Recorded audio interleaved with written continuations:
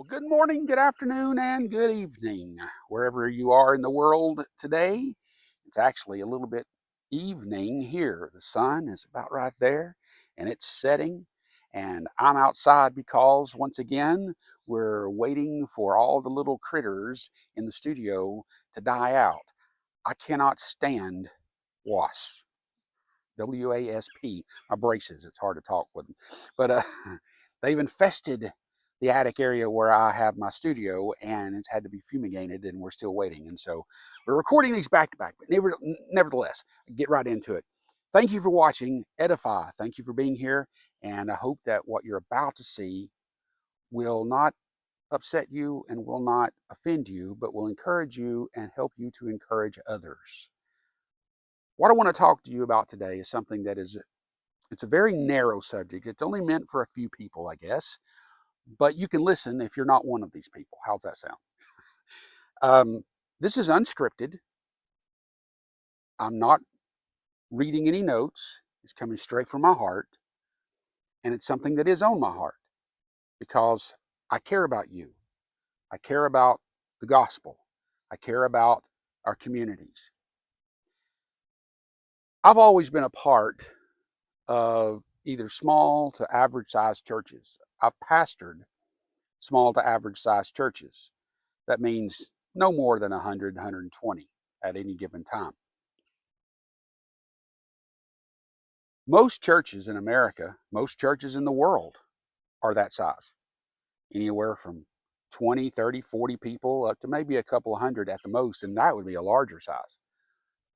But there are churches, there are congregations of believers that are quite large, and thousands of people that attend on any given Sunday. And because of the numbers of the people that come there, they obviously have access to more resources because there's more people giving, obviously, if they give.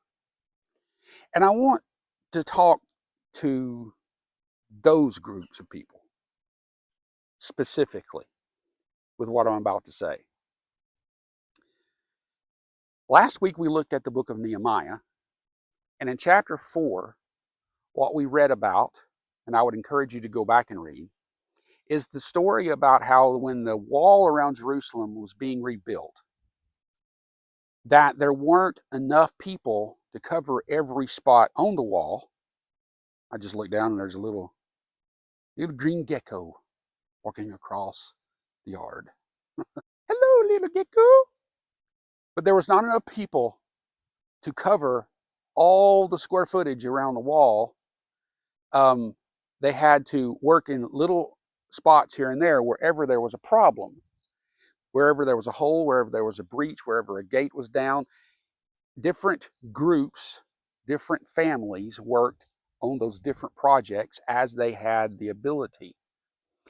And when it came to defending the work, they were very limited in their ability to fight off a force, should that force come. And as they were building, as we read in Nehemiah, there was a group that was trying to discourage them from this work and were threatening them with violence. And so the worry came, well, what's going to happen, Nehemiah? Tell us, what are we going to do when the enemy attacks and we can't defend ourselves because we're so few? He said, this is what you do. When you come under attack, when there's a need, when you need our help, you can't do this on your own. Blow a trumpet, and then we will come to your aid from wherever we are.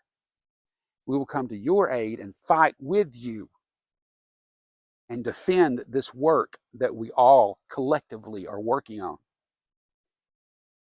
The work that you and I are working is the work of the gospel. We are working to reach our community.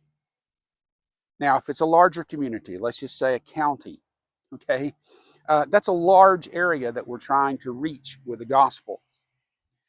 And so because of that, different families, different church families, different groups have different areas that they have naturally or whatever have grown up in that area to minister.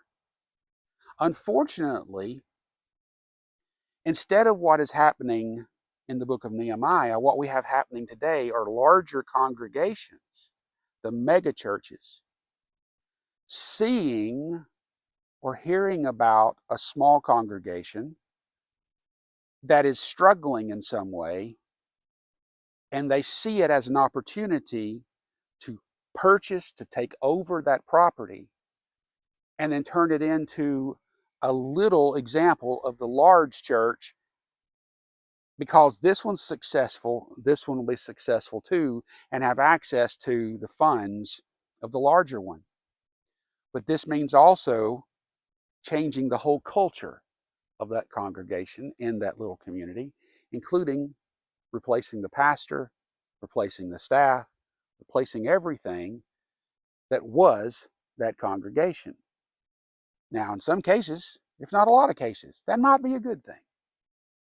But here's what suffers when that happens. What suffers is a local community church. Every little church is its own entity, its own living thing, its own little community, its own family.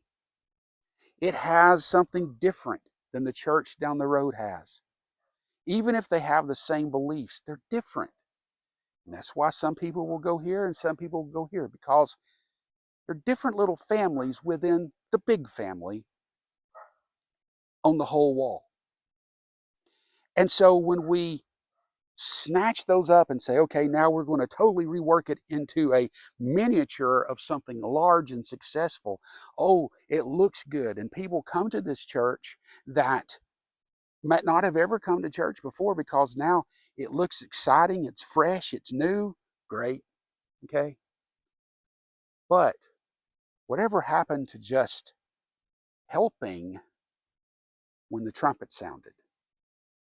Because you see, I have pastored small churches, and I had known many pastors of small churches that if the larger churches would just send a few people for a small time to help or invest a little bit, this small community church that had been there for decades, that people were accustomed to and knew, could continue that work in a fresh way, reinvigorated, and still be who they are.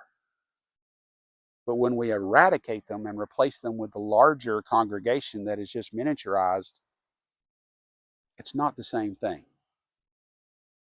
So why not encourage and edify those who are already doing a work on the wall instead of seeking to replace them with other workers? Is that something worthy of thinking about or considering? Can we do that without hurting each other's feelings? Can we do it in love? If you'll just think about it, that's all I'm asking. Well, God bless you. Thank you for watching. If you haven't already, like this video if you like it. Like this video, share this video with somebody that you think might benefit from it. And if you would, if you have not already, subscribe to the channel, and that would help so much. God bless you. See you next time on Edify.